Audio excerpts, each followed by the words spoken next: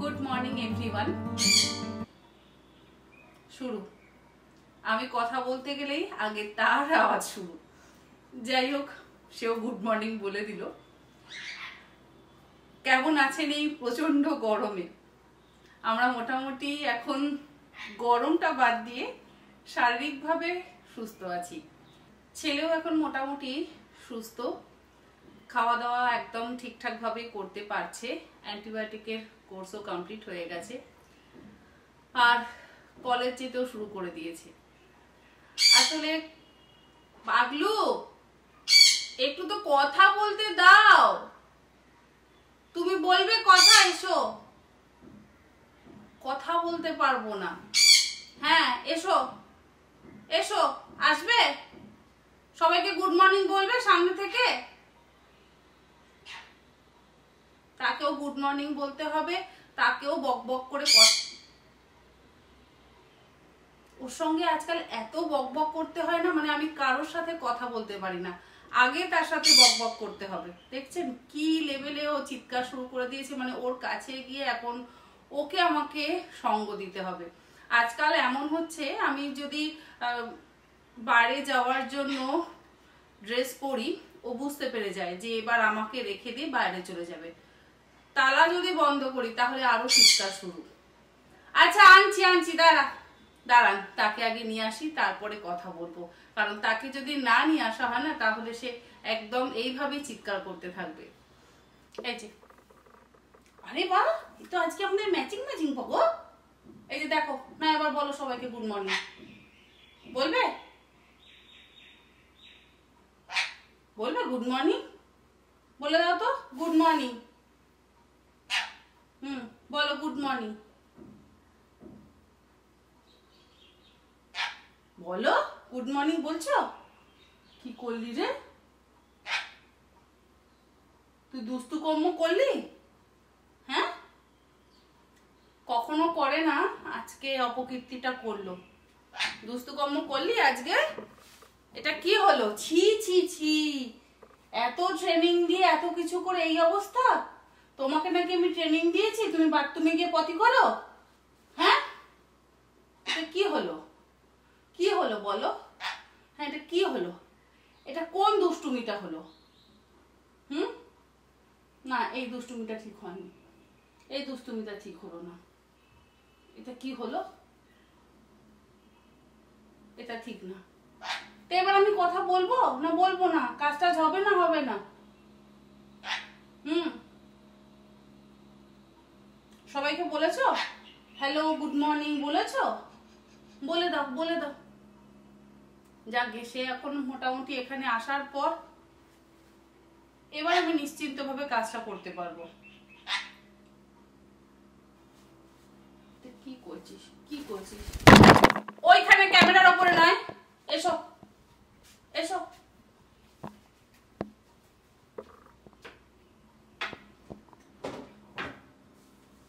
এসো, চলো সবার সঙ্গে কথা বলি। এসো এসো সোনা বাবা তো ওই দেখো, সোনা বাবা এসছে। চলো, কাঁধে বসে, মাথায় না, তাহলে দেখতে পাবে না তো কেউ। কাটবি না কিন্তু। আজকাল না চেয়ারে গিয়ে বসে, আর আমার খুব ভয় লাগে ওর চেয়ারে বসা নিয়ে।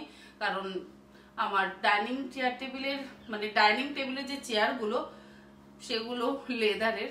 ও যদি একবার কাটতে শুরু করে তাহলে আর তার রক্ষে নেই। আয় পাগো, এসো, চলো। যাকে ব্লগটা তাহলে আজকে এখান থেকেই শুরু করি। তবে না, ছেলের যে কথাটা বলছিলাম, ছেলে তো মোটামুটি সুস্থ হয়েই গেছে, কলেজ যাচ্ছে। আর কলেজ না গেলেই নয়, কারণ অনেক দিন ছুটি হয়ে গেছে। এতদিন কলেজ অফ করা একেবারেই যায় না। মেডিকেল সার্টিফিকেটও ওরা অ্যাকসেপ্ট করে, বাট আফটার রেজাল্ট ওদের একটা রেড মার্ক পড়ে যায়। তো সেই জন্য একদম কলেজ ছুটি করতে চায় না। দেখলাম মোটামুটি যখন সুস্থ হয়েই গেছে, এখন যেহেতু যেতে পারছে, তাই বললাম যাকে ক্যাবে করেই যাক। কারণ সামনে আবার এক্সাম শুরু হবে। যা গরম পড়েছে সত্যি বলতে কোনো কাজও যেন করতে ইচ্ছে করছে না। আজকে তো বিশেষ করে আমার কোনো কাজই করতে ইচ্ছে করছে না। এতদিন কুর্তি ছিল, কুর্তি এখানে চেয়ারে বসে থাকতো, গল্প করতাম, আর আমি এখানে রান্না করতাম। রান্না করতে ভালো না লাগলে দুজনে মিলে বসে গল্প গুজব করতাম। ছোটবেলার কথাগুলো ভীষণভাবেই আর কি আমাদের সব সময় মনে পড়ে। তো কুর্তি গতকাল চলে গেছে, মেশোরও অসুবিধা হচ্ছে একা একা থাকতে বা খেতে আর কি, মানে খাওয়া দাওয়া একা একা মেশোর পক্ষেও করা সম্ভব হচ্ছে না। সেই জন্য কুর্তি বললো তাহলে চলেই যাই, আবার পরে আসবো। কুর্তি এখন অনেকটাই সুস্থ আছে, ছেলেও সুস্থ। বাট আজকে আমার এই অতিরিক্ত গরমে নিজের যেন শরীরটা ভালো লাগছে না, মনে হচ্ছে আমি নিজে একটু বসে বিশ্রাম নিই। বাট বিশ্রাম নেওয়ার উপায় একেবারেই নেই। এই যে পাবো আর মন্নুবাবু আছেন, এনারা দুজন সারা দিন জ্বালাবে। আমি যে কি কথা বলছি না, ওর কানটা কিন্তু জাস্ট এদিকে রয়েছে, কান খাড়া করে সে শুনছে আমি কি কথা বলছি। বাট দেখে গেল আমি ক্যামেরার সামনে আছি, ক্যামেরার সামনে বক বক করছি, তারপরে ওখানে গিয়ে এখন বসেছে। মানে সব দিক চাই, ওদিকে বন্ধুদেরও চাই, খাঁচার বন্ধুদের, আবার আমাকেও চাই, সব দিক তো হয় না। কি কি ঠিক আছে, তাহলে চলুন আজকের ব্লগটা এখান থেকে শুরু করি। তুমি দেখবে কি কি করছি?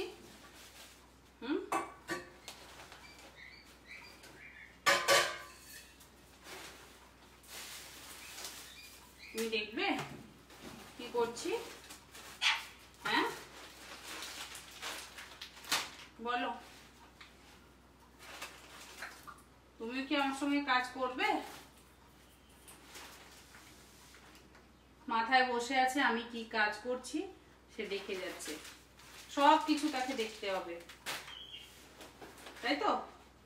তোমাকে সব কিছু দেখতে হবে তো। গতকাল বিকেলে বেরিয়ে একটু গোড়া বাজার থেকে টুকটাক জিনিসপত্র কিনে এনেছিলাম, সেগুলো আর রাখার সময় হয়নি গতকাল রাত্রে। এখন এগুলোকে রেখে দিচ্ছি। আর কিছুই যেন খেতে ইচ্ছে করছে না, মনে হচ্ছে জল ঢালা ভাত, মানে পান্তা ভাত, গন্ধরাজ লেবু, কাঁচা পেঁয়াজ, কাঁচা লঙ্কা আর মসুর ডালের বড়া। গতকাল রাতেও তাই খেয়েছি। কুটি বললো ওই পান্তা ভাত খেয়েই বাড়ি যাবে। সত্যি ওই পান্তা ভাত খেতেই যেন এখন বেশি ভালো লাগছে। এখনো আমি নিজের জন্য একটু পান্তা ভাতই বানাবো। একটু মসুর ডাল ভিজিয়ে দিচ্ছি,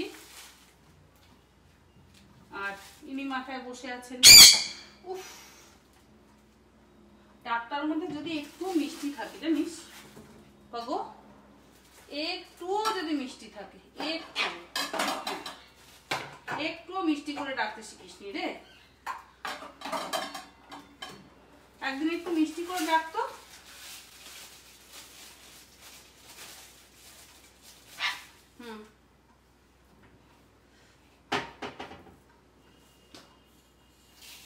মসুর ডাল ভিজতে তো বেশিক্ষণ সময় লাগে না,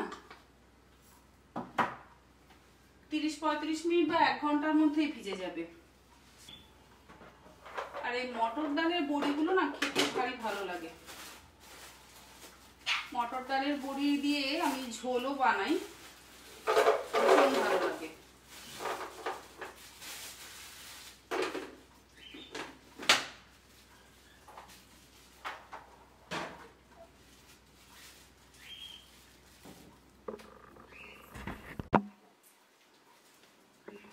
তুমি কি একটু ছোনা খাবে?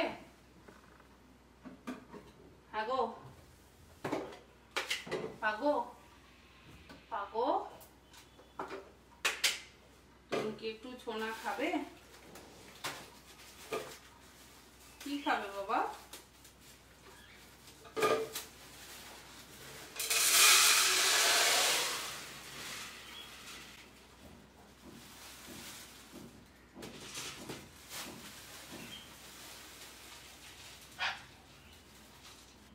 এই গরমকালে না সত্যি ভাত ডাল তরকারি কোনো কিছুই যেন খেতে ভালো লাগছে না।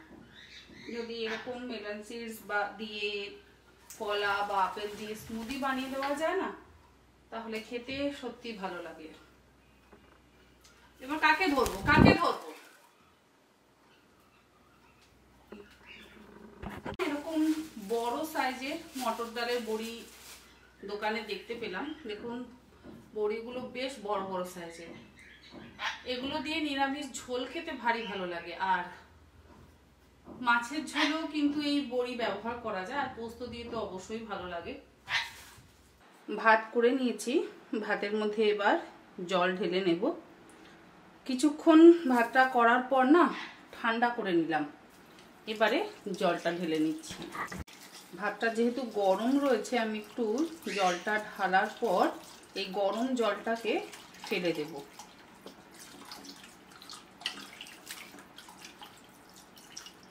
তারপরে এর মধ্যে নর্মাল জল দেব। মাটির যে জগটাতে জল রাখলাম খুব ঠান্ডা হয়ে গেছে এখন এই জলটা, ওই জলটাও ঢেলে দিতে পারি। আমি প্রত্যেকবার গরমকালে মাটির জগ ব্যবহার করি। গরম জলটা ফেলে দিয়েছি, আর মাটির জগে জলটা রেখে দিয়েছিলাম।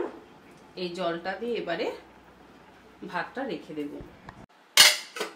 তারপরে আবার এই মাটির জগটাকে ভরে নেব। এই মাটির জগটাতে আবার জল ভরে রেখে দিচ্ছি। ফ্যানের নিচে রাখলেই একদম সুন্দর ঠান্ডা হয়ে যায়। ফ্রিজের জল খাওয়ার থেকে আমার মনে হয় মাটির পাত্রের জল খাওয়া অনেক ভালো। ভাতটা হতে হতে কিছুটা এডিটিংও সেরে ফেললাম। পাগো, তোর জ্বালায় একটাও কথা বলতে পারছি না, একটু চিৎকারটা কমাবি বাবু? ঘুম করো, ঘুমাও তো একটু। মসুর ডালটাও ভিজে গেছে, তবে এতটা ডাল একসাথে এখন বাটবো না, অল্প বাটবো, যতটা আমার প্রয়োজন ততটা বেটে নেব। মসুর ডালের পেঁয়াজি ভীষণ মুচমুচে হয়। বেসনের পেঁয়াজি একটু দেখবেন বেসন বেসন ভাব হয়, কিন্তু মসুর ডালের পেঁয়াজিতে মুচমুচে ভাবটা অনেক বেশি হয়, আর খেতেও খুবই ভালো লাগে। এইটুকুই দিলাম, আর বাকিটা রেখে দিচ্ছি। এই জলটা আবার গাছের গোড়ায় দিয়ে দেবো। এরই মধ্যে স্বাদ অনুসারে লবণটাও দিয়ে দিচ্ছি। এর মধ্যেই 5 কোয়া রসুন দিলাম, আর 5টা কাঁচা লঙ্কা দিলাম। এবারে বেটে নেব। ব্যাস, বাটা হয়ে গেছে। একদম মিহি করে কিন্তু বাটি না, এরকম একটু দানা দানা রাখি। এইভাবে বাটলে মুচমুচে হয়। ডাল বাটাটা একটা বাটির মধ্যে নিয়ে নিচ্ছি। আমি ডাল বাটার সময় কিন্তু একটুও জল ব্যবহার করিনি, আপনারা দেখলেনই যে জলের ব্যবহার করিনি। জলের ব্যবহার করবার না দরকার পড়ে না, তাহলে আবার পাতলা হয়ে যাবে। অল্প একটু কাঁচা পেঁয়াজ দিয়ে দেবো। কাঁচা পেঁয়াজ আর বেশি দিচ্ছি না, ছোট সাইজের একটা কাঁচা পেঁয়াজের মধ্যে ব্যবহার করলাম। আর ভাতটা যে আমি জল দিয়ে ভিজিয়ে রেখেছিলাম, ভাতের মধ্যে না 2টো গন্ধরাজ লেবুর পাতা ছিঁড়ে দিয়ে দেব। এই জলের মধ্যে সুন্দর একটা গন্ধ হয়ে যাবে।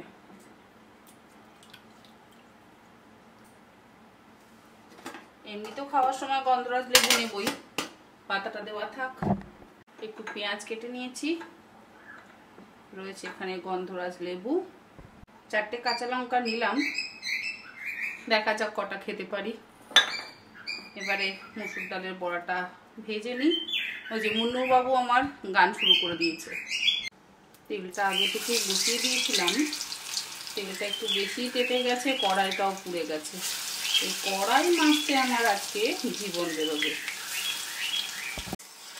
এই কড়াইগুলো যদি পুড়ে যায় না একবার, মাজতে বেশ সমস্যা হয়। আমি ওই জন্য লোহার কড়াইতে করার চেষ্টা করি এই সমস্ত ভাজাভুজির কাজ। তবে আজকে লোহার কড়াইটা অপরিষ্কার রয়েছে বলে ওর মধ্যে আর ভাজলাম না। এটার মধ্যে তেল ছিল, এটাতেই ভেজে নিলাম। এর মধ্যেই 2টো শুকনো লঙ্কা দিয়ে শুকনো লঙ্কা দুটোকে ভেজে নিচ্ছি। পান্তা ভাত দিয়ে শুকনো লঙ্কা ভাজা খেতে কিন্তু ভারী ভালো লাগে, যদিও খাওয়া একেবারেই উচিত নয়। আজকে অনেক দিন পর ইচ্ছে হলো শুকনো লঙ্কা ভাজা খেতে।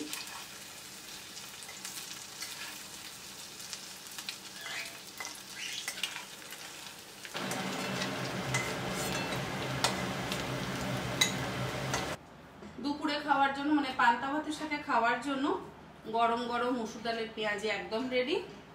তার সাথে পেঁয়াজ, কাঁচা লঙ্কার গন্ধরাজ লেবু তো কেটে নিয়েছি। দুপুরবেলা বা মোটামুটি নিজের জন্য যদি কিছু খেতে হয়, আমি এরকম সিম্পল খাবার দাবারই খেতে পছন্দ করি, তবে চেষ্টা করি তেল ছাড়া খাবার দাবার খেতে। কিন্তু আজকাল যা গরম পড়েছে, হয় আলু ভাজা দিয়ে পান্তা ভাত, তা না হলে পেঁয়াজি বা এই মসুর ডালের বড়া দিয়ে পান্তা ভাত 2-3 দিন হলো খাচ্ছি। উচিত নয় একেবারেই, বেশি তেল মশলা না খাওয়াই ভালো এই গরমের দিনে। তো যাকে কি আর করা যাবে, মাঝে মধ্যে তো স্বাদ বদলাতে ইচ্ছে করেই। আর সারাটা দিন একাই কাজের মধ্যে দিয়ে সময় কাটাই। পাগলু, চুন্নু, মুন্নু ওরা তো আছেই, ওদের সাথে আমার সারাটা দিন ভীষণ ভালোভাবে কেটে যায়। যেটা না বললে নয় সেটা হচ্ছে, মানে সেটা একটা ভীষণই খুশির খবর। আর যেটা সূত্রেই আপনাদের সাথে আমার প্রত্যেকের, মানে আপনাদের সাথে আমার পরিচয়, আপনারা আমাকে এতটা ভালোবাসেন, আপনাদের ভালোবাসাতেই আজকে, মানে আপনাদের ভালোবাসাতেই কিন্তু সবকিছু হচ্ছে। তন্ভীর পাকশালা কুকিং চ্যানেলের সদস্য সংখ্যা 20 লক্ষ হতে চলেছে, মানে 2 মিলিয়ন সদস্য সংখ্যা হবে, মানে পরিবার অনেক বড় হতে চলেছে। আর 1000 সদস্য হলেই কিন্তু 20 লক্ষ সদস্য পূর্ণ হয়ে যাবে।